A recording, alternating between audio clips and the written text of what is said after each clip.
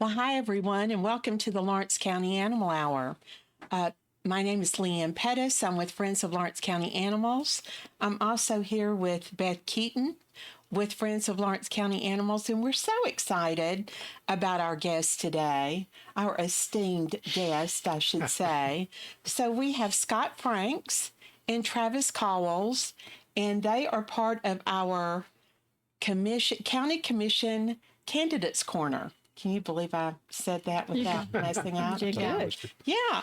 And neither one of them, fortunately or unfortunately, fortunately, has opponents, and they both serve on the Budget Committee. So we decided that we would invite them on at the same time and just have a great conversation about Lawrence County animals. So welcome, everyone. Thank you. Glad to be here. Both of you. And also, Beth, do you want to mention our other guests that we have as well? I do want to mention our other guest. And you guys don't get your feelings hurt, but I think Lucille's the most important one here. She's the star. She is the star. And Lucille, I need you to kind of look, well, she's a little bit camera shy, but I need you to look at the camera, Lucille. As you can see, she's in my lap. She's a small dog. She weighs about 27 pounds, and she's about 4 years old. She's been spayed. And little Lucille came from an abuse case right here in Lawrence County. And the shelter has actually had her almost a year because cases are drawn out, and sometimes it takes a while for people to surrender the animals, and Ginger cannot adopt them until they are surrendered or the case is closed. And I think you guys talked about that with District Attorney Brent Cooper. We did. Yes. We did. And we would like to see those cases move a little faster, if possible. But Lucille is now a member of the Lawrence County Shelter, and she is up for adoption. And she is precious. She's a wonderful dog. She walks well on a leash. She's well behaved. And she also has a spot. I don't know if everyone can see it because it's on the other eye, but you probably will before the show's over. What is it? Someone said I don't know if we want to advertise, but she looks like a store in Florence with that little thing around her eye. Yes. But anyway, Lucille is a great dog. She's having to learn to trust. She's got to learn that people do love animals and they will love her. But I mean, you can see she's just a great dog. She went out on a doggy adventure to David Crockett State Park a couple of weekends ago. Oh, she did. She did, and she did great. She rides well in the car. She likes other animals. This is the first time she's ever seen me, and she didn't growl or anything. She was ready to go with me. She is right at home with you. And I'm pleased to hear that the David Crockett State Park program is going really well. What is it? Tails and Trails, I believe. The Tails and Trails program. Or Trails to Tails or something like that. And so what it is, you can, they have certain days that anyone in the community can come up and walk dogs among shelter pets along the trails at David Crockett State Park. And it has been such a success. The community has enjoyed it. Our shelter doggies absolutely love it. And what a treasure we have with David Crockett State Park in our own backyard. Yes, and when people come and take the dogs out for a trip like that, it really helps the shelter know how the dog reacts around people, around cars, around kids, because a lot of times in the shelter, you don't have any idea until you get them out. So Lucille did great. She got all A's on her trip. Oh, that's great, Lucille. So if you would like to adopt Lucille, you can call the shelter at 244-0265, or you can visit 815 Gaither Avenue in Lawrenceburg. That sounds great. And you forget all of that, just call WLX Radio, and Charlotte will put you in touch. Now, I want to ask both of you, do you have any pets currently in Travis? I know you do because I talked to Beth. I talked to Beth, and I should know your dog's name because I hear Dixie. Dixie. How could I forget it? It's Dixie. And Dixie will walk kind of prance in front of Beth's house, and then her dogs really are just waiting for that moment to be entertained, and they just have the best time. So, did you guys have any dog? Did you have pets growing up? Oh, yes. Yeah, I've always had dogs. I've never been much of a cat person. We do have a cat now. But, my son and daughter-in-law picked up as a stray and ended up at my house somehow. So she doesn't like anyone but me. But Really? Yeah, that's. She's about half feral, but but she still loves you. I think so. Yeah. Is she a tabby or is she a she's just calico? a cat. More of a calico. More of a calico cat. Oh, that's so And she sweet. chose the man that's not a cat person. That's right. That's what they always do. Hey, she's smart. Yeah. Yes. She said, if I get in touch and get him to love me, the rest will follow. Yeah.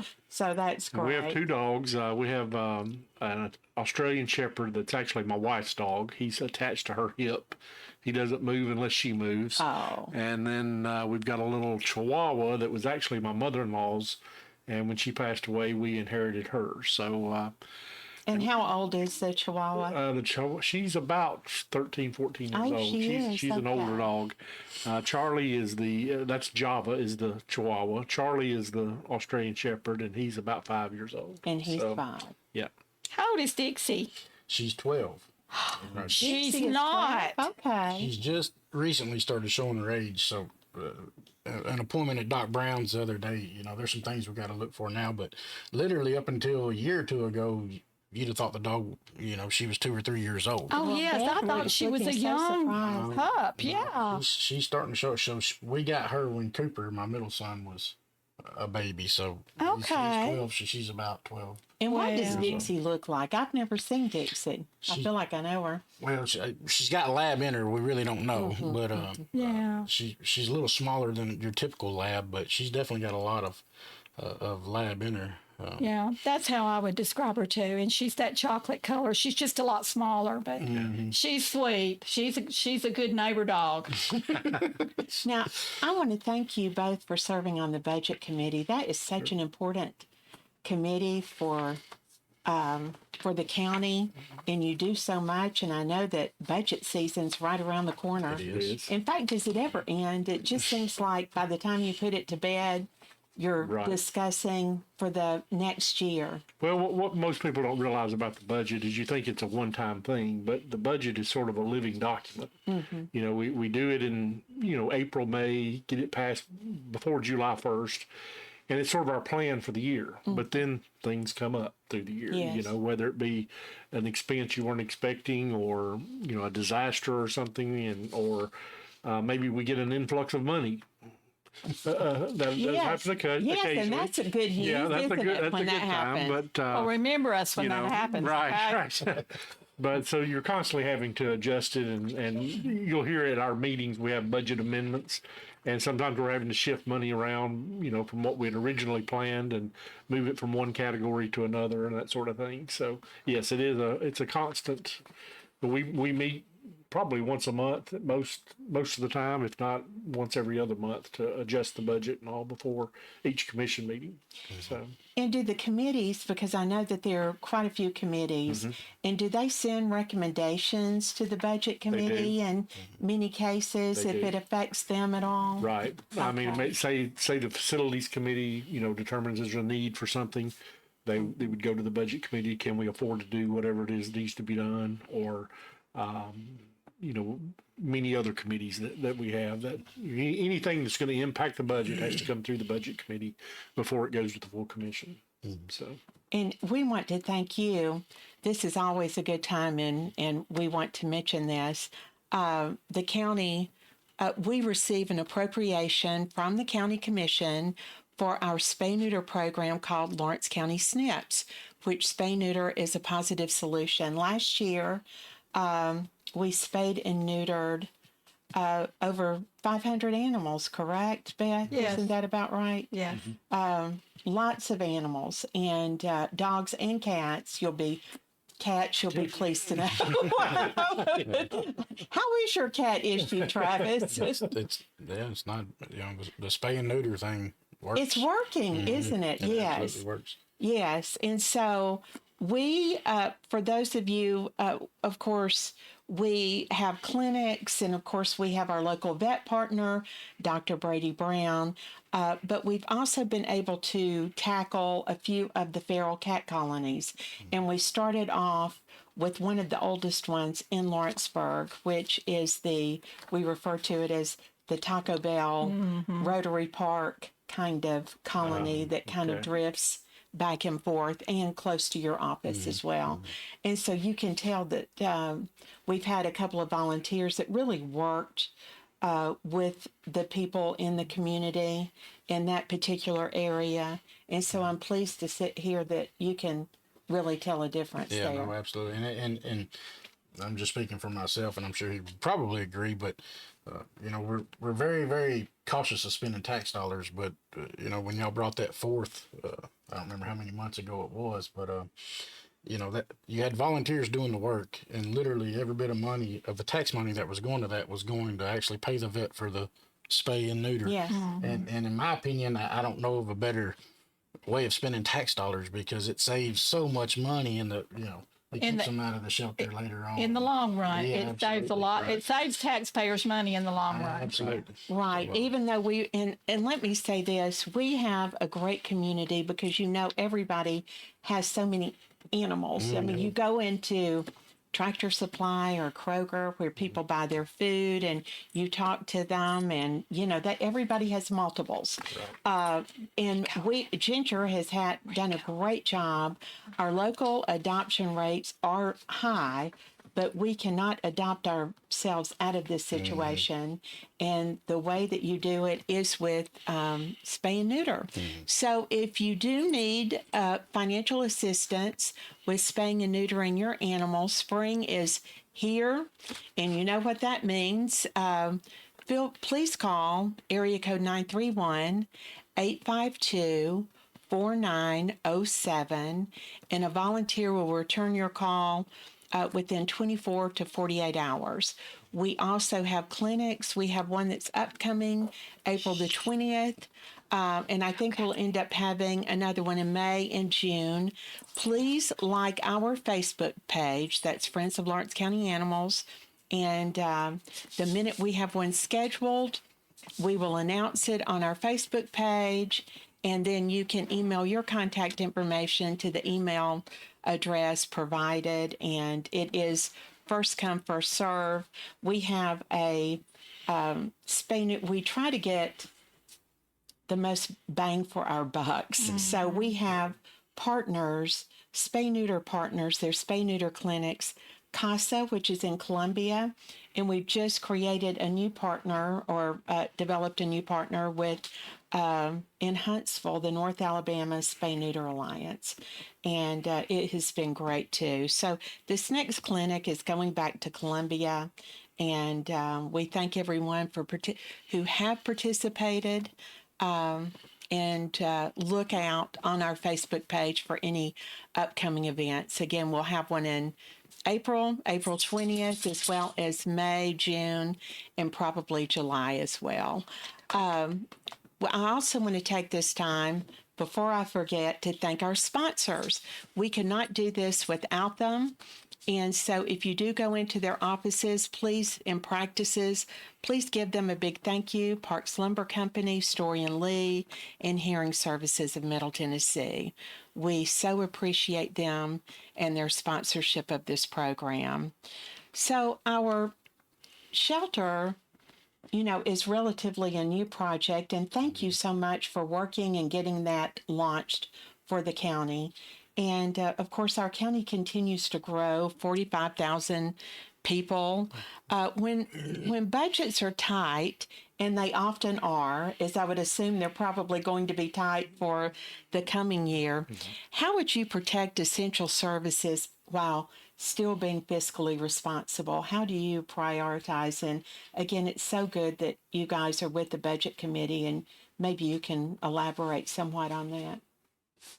Well, I'll add this. The one thing about the budget people don't realize is there's a lot of things in our budget that are mandated by the state. Okay. So you look at an overall budget of, $75 million or whatever it is.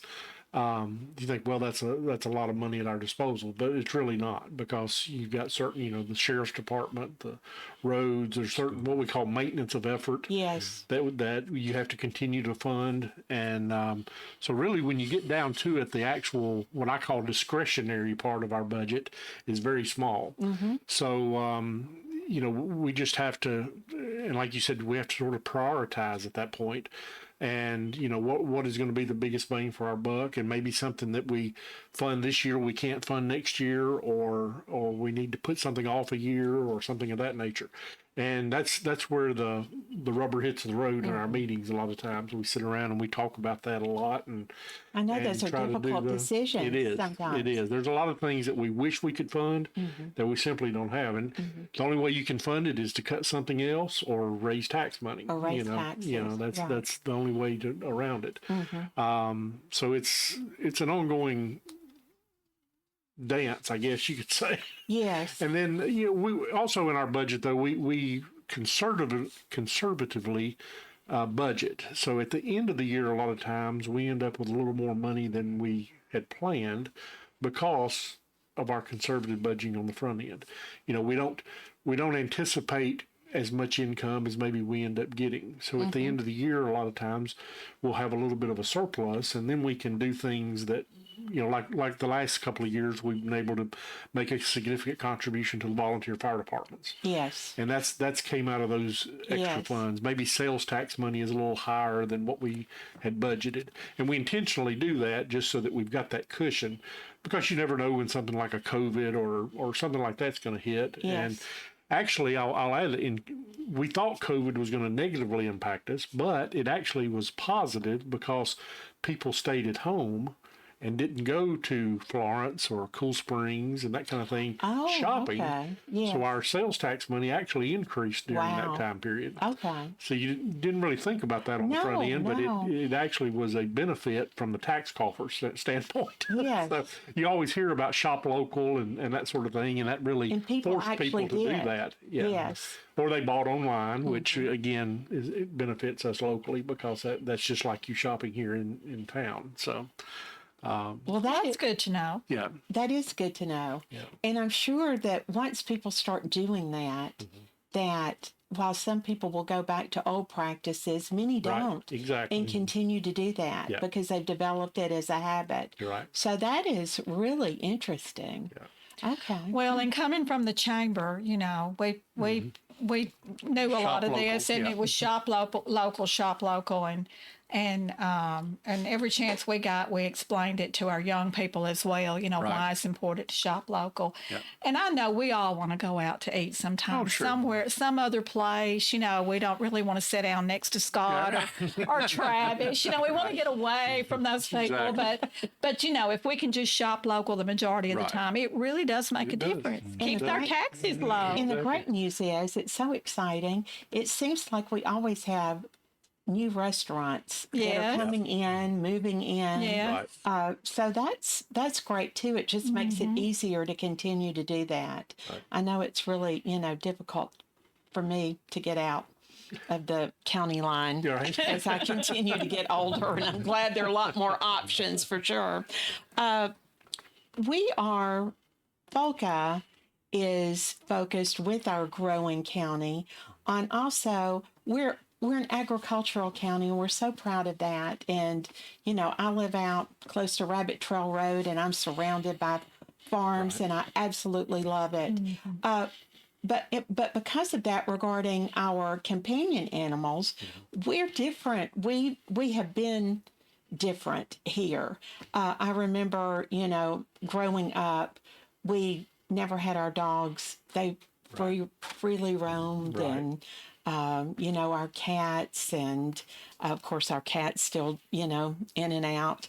But we're trying to change the culture because the culture is changing. Yeah.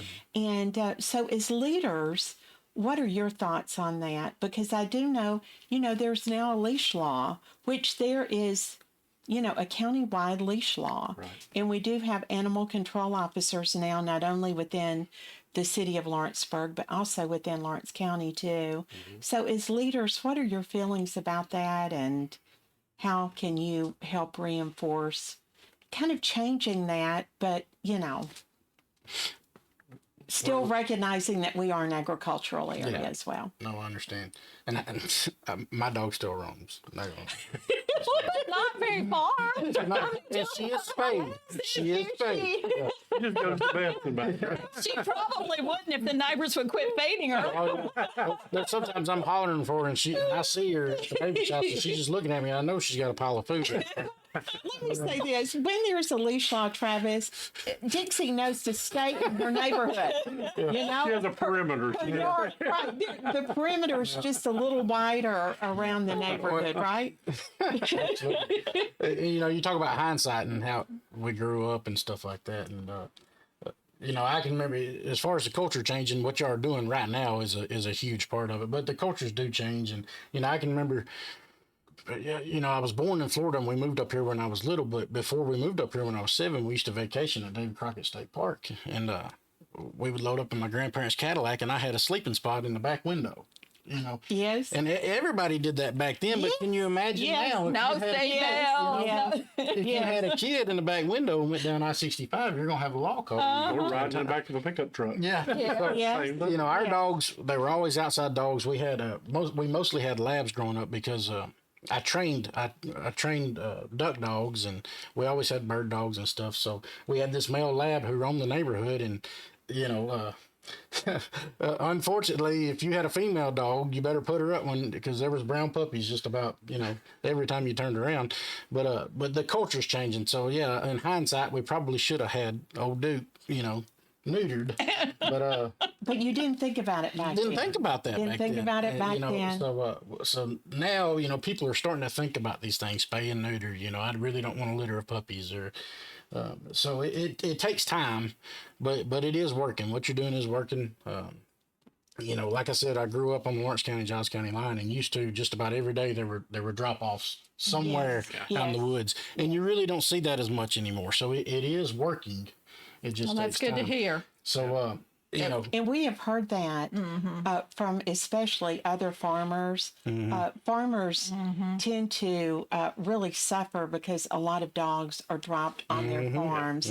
And so we've heard a lot of feedback that is very similar to what you're saying, Travis, is that they're saying not that it's eradicated because it's still out there, but they are seeing less and less of unwanted animals. And that is, that's great news for everybody. I think one thing about the culture is it's not necessarily as much culture as it is we're getting more densely populated. Yes. What used to be farms are now subdivisions and things of that nature. So you always had that in the cities, I think, more, where you had more people densely located.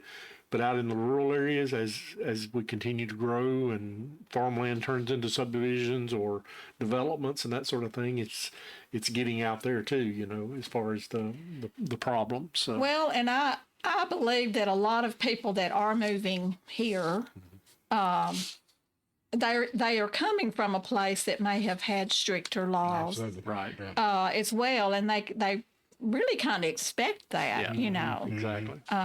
Yes. But as far as our standpoint, and we can't do everything, but finding good people like y'all that are handling, doing these types of things, as long as we're supporting y'all, I think that's, Well, it's a biggest thing we can do. public-private partnership. Yeah. And then what we also say, too, is that we did not get here overnight. And so it's going to take all of us. Yep. It's going to take the City of Lawrenceburg government, Lawrence County government, but Friends of Lawrence County Animals, our rescue groups out there, and our citizens to kind of, it's going to take everyone in order to, make this happen and to hopefully reduce the number of unwanted animals, throughout Lawrence County. Speaking of Summertown, there's a lot of growth out in Summertown. There is. It's just incredible. It is. Is it still growing at such a rapid pace, or is it kind of Slow Well, down a little bit? the home prices have gotten so high, it slowed it down a little bit. Okay. But I'm not sure how long that's going to last. If interest rates come down, it's probably to start booming It's again. going to start again. Yeah. Right. I Right. mean, what used to be a $120,000 house or 380 now. It's crazy. It is So, just it is. incredible. I mean, you just see that area really changing. There's And no of such course, thing as a starter home for young people. That's No. what bothers me more than anything. It's scary. yes. And that's another thing that we wanted to talk about. One of the reasons a lot of people surrender their animals to the shelter is that their landlords do not allow pets. Right. And so that is a problem. It's really hurt. It's Yeah. really, yes, yes. And so we're thinking about ways of working with, the landlords and recognize and incentivize them because there's so many pets that are part of the family. Yeah. And if there's any way, if there's pet deposits or whatever that looks like, Right. but we're kind of going down that road because that's what we're hearing, right, Yeah. Beth? Yes, and we even have people that will come to the shelter and walk dogs just so they can be around an animal because their landlord won't allow them to have any. I mean, it's just really sad. I've seen people leave crying because they wanted to adopt an animal. In fact, one of the adoption events we had at Tractor Supply, a young couple actually called their landlord and they begged. I heard them on the phone. They were just begging.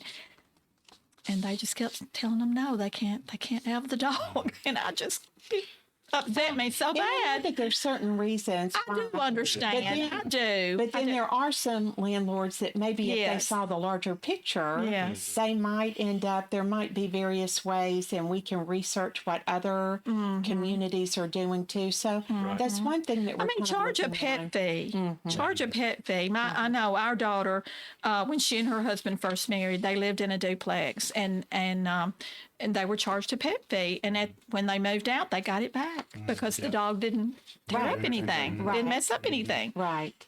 Yeah. Yes, when I lived in Atlanta, that was a long, long time ago, and I was very young, living in apartments. They always I always had pets, and they always charged a deposit, and I always got it back because that was the incentive. You wanted, Right. you wanted your Back. money back, Right. Right. So there are things that we are going to be working on in other, areas in addition to our SNPs program, but we also have some other things that Ginger is working on that will help reduce the unwanted with our puppy program. We have a rescue that is out of the Midwest that's very interested in taking some of our puppies. And so Ginger is working with them, and they have adoptive homes going right in because our other areas, it's really interesting. They have, of course, they've had a spay-neuter program in place. Some of them even passed laws that their pets, everybody's pet needs to be spayed and neutered. Or they have other laws that are in effect. And so, of course, there's an ebb and flow. But right now, we're developing those relationships, and they're looking at our Lawrence County dogs. And so we're making some headway there too. Volker recently purchased a van, and we've headed up to the Northeast, and hopefully we have another trip planned the last weekend in April. So everybody is working as hard as they can in a lot of different areas to try to get the number of dogs at the shelter down. Yes. Speaking of Summertown, Scott, last year, Volca, along with our partner CASA, went into Summertown Elementary, and we read a series of books from an author that's in Middle Tennessee. Her name is Robin LaPrey. She has Doggy Do's and Don'ts. And we just thoroughly enjoyed it. Read to 650 students. Yeah. in Summertown. So we just now have scheduled one in Sacred Heart, and we're going in all the schools in Lawrence County. That's another way that, kind of changes the culture by, teaching everyone at a young age about responsible pet ownership. Well, and we're also donating that book to the library, all the libraries and the school libraries too, so the kids can check out the book. They are putting in the work. Yeah, we're trying. We're trying. Yeah, absolutely. The problem is I'm getting older every day, Travis. Travis, you got to keep her busy. If not, she's going to be snooping around the neighborhood. So he keeps Beth busy. I love it. But so there's a lot of exciting things regarding animal welfare, going on. And so getting back to the budget, tell us about the cycle. I know it begins July 1st. So when do you start really looking at everything? Well, usually mid-April, if not before. We haven't had any scheduled yet as far as our budget meetings. And typically the way it works is, I guess David will be meeting with each of the department heads, and they'll be making their requests. And he and Brandy usually bring that before the committee. And we'll do a series of meetings. Sometimes we've done all-day meetings where we'll start at 8 o'clock in the morning and go all day and bring in each department head. Sometimes we'll do it over a series of evenings, depending on everyone's work schedules and that sort of thing when they're available. And we sort of come up with a blueprint or a rough estimate of what we think it's going to be. And then probably by mid-May, we're sort of fine-tuning it. And then we try to get it, there's certain things we have to do once we come up with the budget. We have to publish it in the newspaper and have to have a public meeting before the meeting and that sort of thing. In the past, they would give you a little leeway. You could go beyond July 1st. Okay. Sort of like the continuing resolutions that they do in Congress. But a few years ago, they changed that law. Now we have to have it passed by July 1st. Okay. So that changed. So it's a probably 3 hard or 4. stop. Yeah. You got And I like that. Yeah. We do not want to act like Congress. Right. Well, the way they used to do it is, for example, this year being an election year, the thought was that the new commissioners didn't want to inherit a budget that the outgoing commissioners did. So, like when I first joined the commission in 2010, we came into office in September. We had to get a budget passed by, I think it was October 1st. So we only had like 30 days because they had been operating on this sort of like a continuing resolution since July 1st. But they finally did away with that about probably 4 or 5 years ago, I guess. So now everything is scheduled and everybody is very serious about not that they weren't before, but getting it done. Yes. And let me ask you this, because I think it's wonderful. And Travis, thank you for the compliments, but I want to compliment you guys because it takes a lot to be a county commissioner. It does. I mean, it really does. And so what drove both of you to want to do this? So I question that myself a lot. No, but there is something.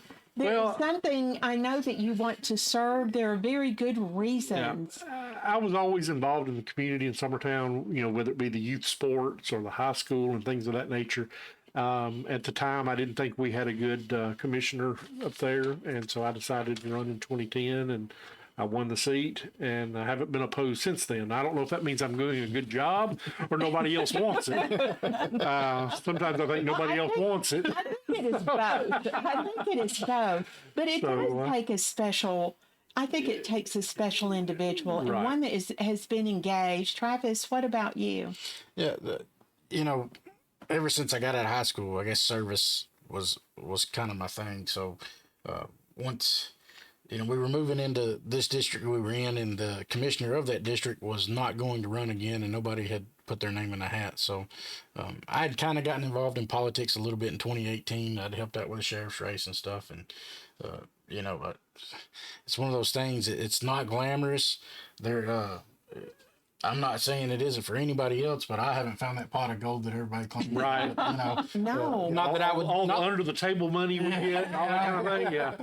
I'm getting pissed on that somehow. Well, we see you guys. You're you're hard at work, and It we takes see a lot it of time. often. It, Yes, it it takes an does. awful lot of time, but it's It's rewarding it's too. rewarding. Yeah. You are doing something that positively affects the community, and Right. hey, it's one of those. I've always had the mindset, if not you, then who else? Yes. So I haven't talked to anybody else in the running for my seat yet. So Yeah. And is this your first term? Is this yes. your first term? Yes, ma'am. Okay. Yeah, and I'm just brand new on the budget, so I'm really lucky that I came over Scott because he's way smarter than I am. So, But he's been on the budget committee for a while, so some of these questions you are asking, I'm learning a little bit myself because I've been to budget committee meetings, but I'm just now really getting into. This will be my first budget year sitting at every meeting and having to make those decisions. So I'm really glad he's here to answer some of these questions. But some of them I know, but some, as far as the dates, when the deadlines and stuff, I'm not. Right. I'll get real in tune with that here And very so- very soon. that brings up a very good question, because we are amazed at the turnover within the commission. Sometimes it's not that much, and then some years, Right. there is a turnover. And Scott, since you have been here for a while, how does that affect the commission? I mean, I think it's probably, positive and negative. It is, both. it I is. mean, not, you know what I I'm mean, a lot of saying. times it's great to get new insights and Right. new people involved. One thing, a lot of times you get new commissioners in and they think, well, I'm going to change the world. I'm going to fix all these problems. And then they get in there and realize how much you really don't have control over. Right. Like I was talking about so much. Well, yeah. But so much, like I was talking about the budget earlier, there's so many things in the budget that you can't change. You're hit with And- reality. Right. And there's so many things the state mandates that you do. And that's one thing, sort of, we'll get into Civics 101 here, but a lot of people don't realize that under the state constitution, counties are a subset of the state. Okay. Yeah. So, the only thing county commissions can do are things that the state legislature tells us we can do. So, but for example, municipalities have sovereignty. If you look at a state versus, so that's why you have certain laws that are in one state and not in another. Counties are much more restricted on what the state allows us to do. If we don't pass a budget, for example, by July 1st, the Right. state will come in and set our budget and set our tax rate Okay. because we are under their Yes. their control. Yes. The Congress doesn't do that to the state government. State governments are on their own. If they go bankrupt, they go bankrupt. So it's a learning process for new commissioners because they have to get in and figure out, really what you can do. Because I was that way when I started. I thought, well, I'm going to fix all this mess, But, I realized real quick, well, you don't really control as much as you think you do. And county commissions don't have near the control that a lot of people think we do. So let me ask you this. Of course, this is, like I said, we're going off the sure, agenda. it's okay. Regarding, let's say, animal laws. So if you were to pass an animal law in Lawrence County, does it have to fall within the state Yes. umbrella, Yes. whatever? So generally, anytime you want to put something like that in, the first thing I do is go to the county attorney and say, okay, what is the state law on dog laws, and what are our options? And of course, Ryan Durham is our county attorney now. Charlie Holt was previously, and generally they would come to us and say, okay, here's your options under state law. Okay. And that's how we would have to proceed. Okay. You can't just invent it. Right. You can't. Right. And maybe state law is silent on something, and we can do something. Or sometimes we have to go to our state representatives and say, we need this passed to allow us to do this. A special act. And we'll do that. Sometimes they'll do it for statewide. Sometimes they'll do it for a specific county. Okay. They'll pass a law that says That allows us to do whatever it is we want to do. Okay. Yeah. Oh, Now, interesting. city municipalities are a little different. Yeah, cities, and I don't know a lot about how the way the cities do, but they're under a little separate umbrella than the counties are. So, Interesting. Beth, are you learning anything? A little, yes. Well, a little. Having worked with the chamber, you probably. A lot of it I've Yeah. heard, knew, yes, but not everything. I mean, mean, I knew the state held a thumb on us, They do. They do. but I didn't know how much Right. a thumb. Right. And they audit us every year. We've got an audit committee meeting next year to get our findings that they found this year. They're constantly auditing our previous year's books and make sure that, Okay. Everything is correct and, we're following proper procedures on contracts and bids and that sort of thing. So, So that's wonderful to know It Yeah. is. for the community. It keeps, it makes sure that good governance, Right.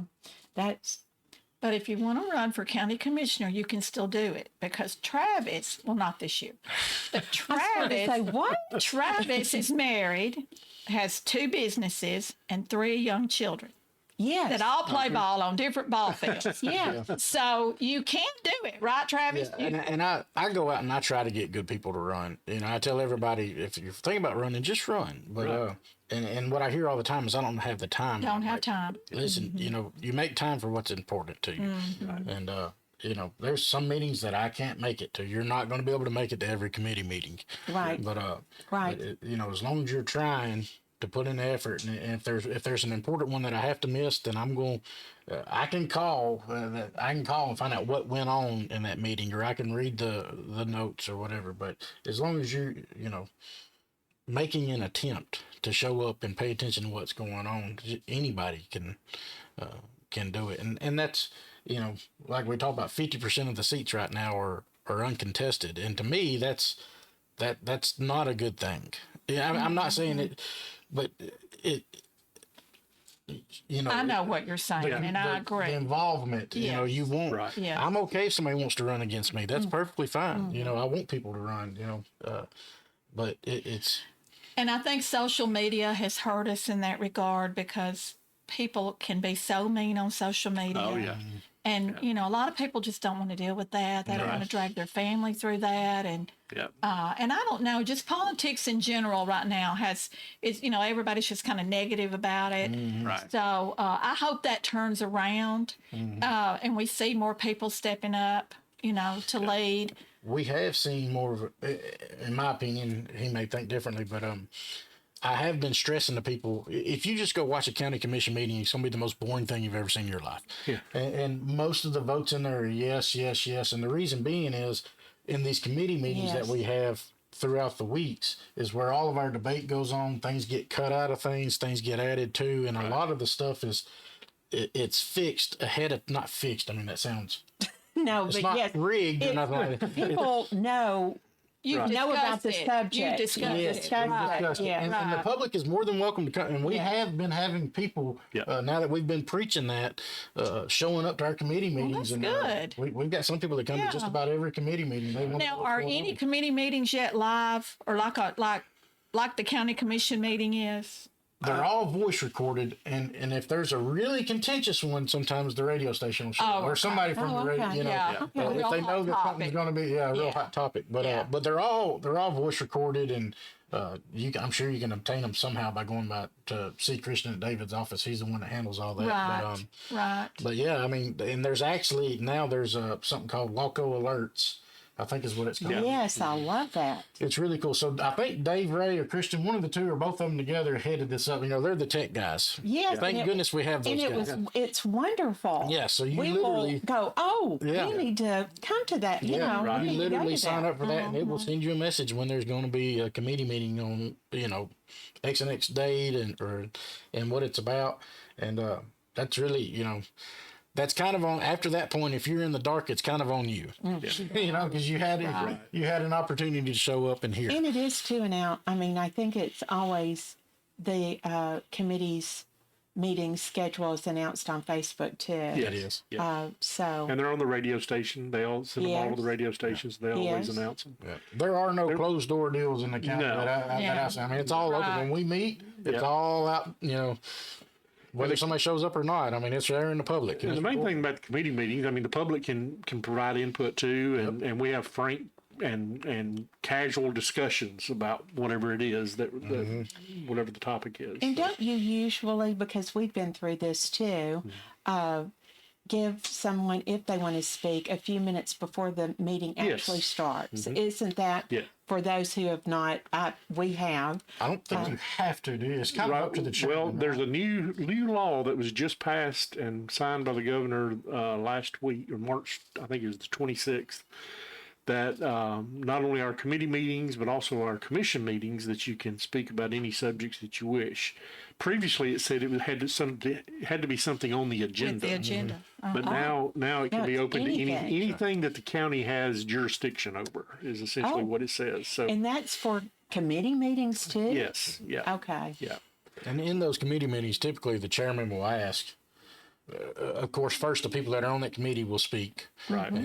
And when everything's about hashed out, typically the chairman will say, are there any commissioners that have anything they want to add?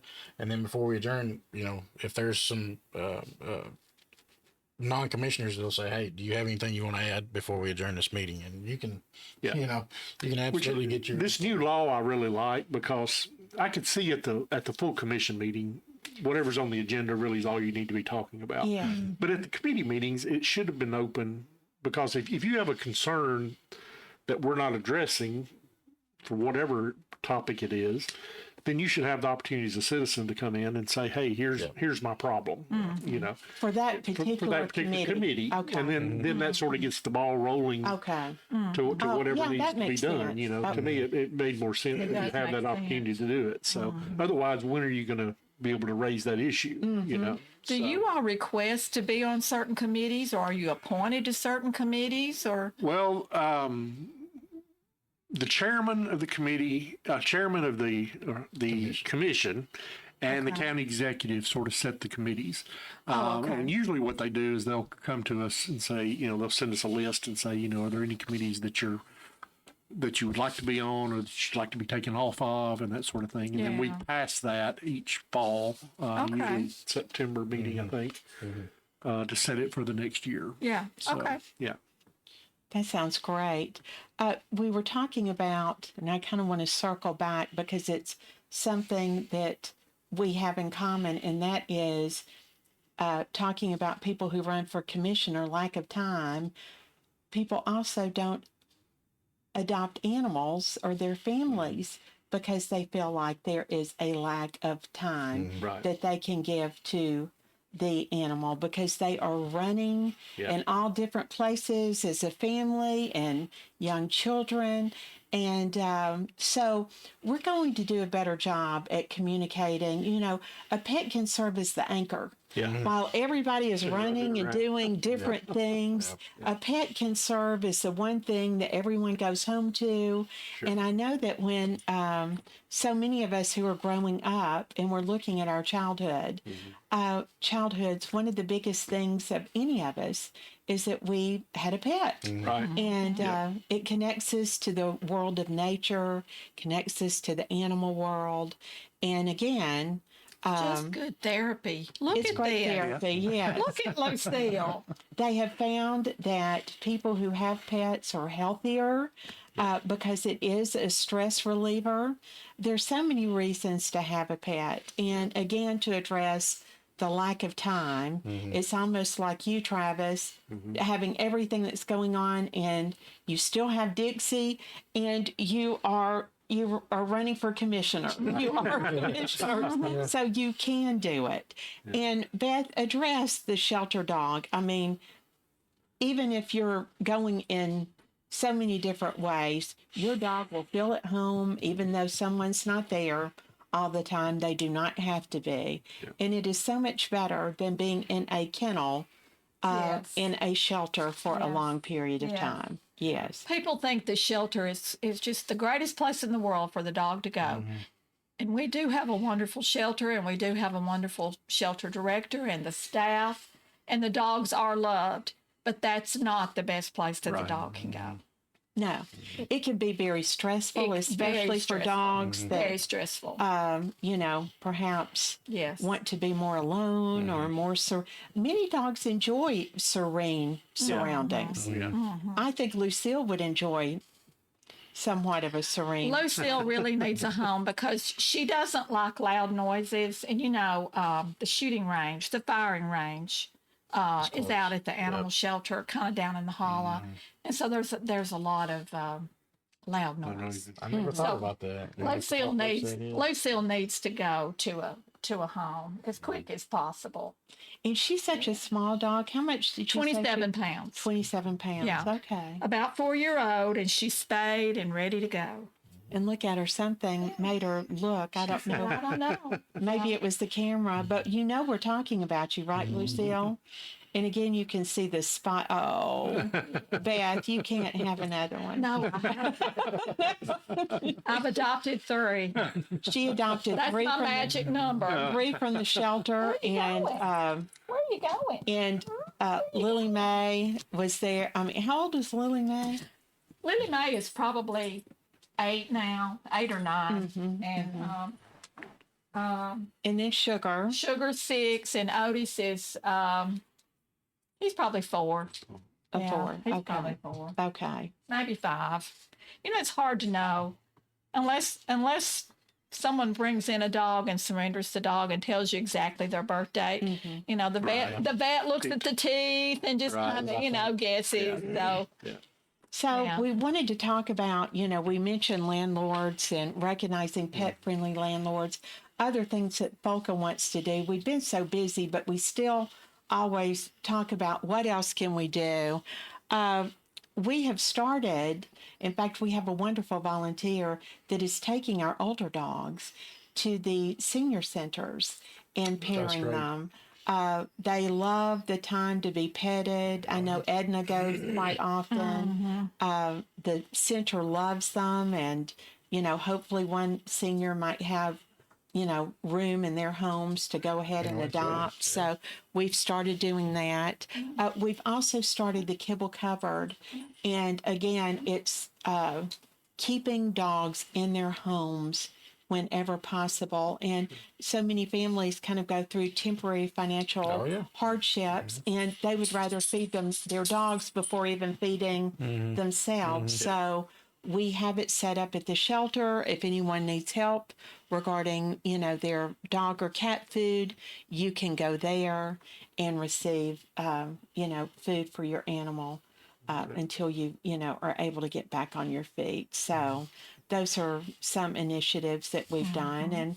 And we also had a meeting just recently, yesterday, with our city and county partners, Beth, and kind of ran through some of the things that we're looking at. Possibly we talked about the quarantine and intake center. Yes. Do you want to elaborate a little bit on that? I mean, why we would need it?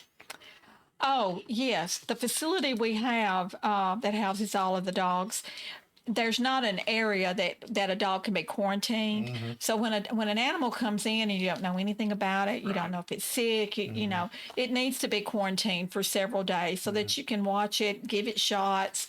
And of course, especially with puppies. Puppies are so prone to have parvo, and parvo is so contagious that it could wipe out a whole kennel, a whole shelter. So We've been very lucky. We've been very lucky. Knock on. So, and Ginger does a great job in her team at keeping everything as clean as possible. well, and honestly, a lot of times she'll keep a dog that just comes in, if you're just really not too sure about it, in her office, actually, to quarantine it from the other animals for a little while. But yeah, we desperately need that, another building. So we have about a minute and a half left. Is there anything that either of you would like to add? Again, we want to thank you for being here, and we love learning about I've learned a lot in I know. meetings. Yes. It's been a while since I've been in civics class. And so this has been very educational for me. I've learned a lot. She has a walking encyclopedia. And yes, it's been terrific. And I know our listeners will too. Well, and that's a good thing, Scott, that it's not a total basket turnover, because you do need some people still on the commission that You do. You need to strike with the that balance. experience, That's true. Yeah. Great ideas, new blood, Yeah. but also experience to make sure that, everything can get done. Right. Right. Yes. Yeah, That's right. really the first the first few years is really a learning curve. Yeah. Trying to learn how it goes. So I have no problem saying he's smarter than me, and I'll call him smarter than me. You got to explain this to me. You got to break it down Barney style for this old. Well, we just want to thank both of you for coming on. It's been a great show. Yeah. We want to thank our sponsors again who've made this all possible. Story and Lee, Hearing Services in Middle Tennessee, and Parks Lumber Company. We can't thank them enough.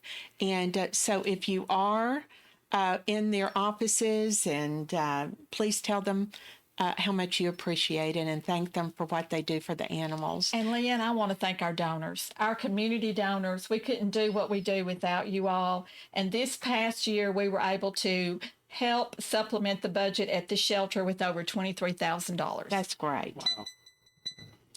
Well, that was big.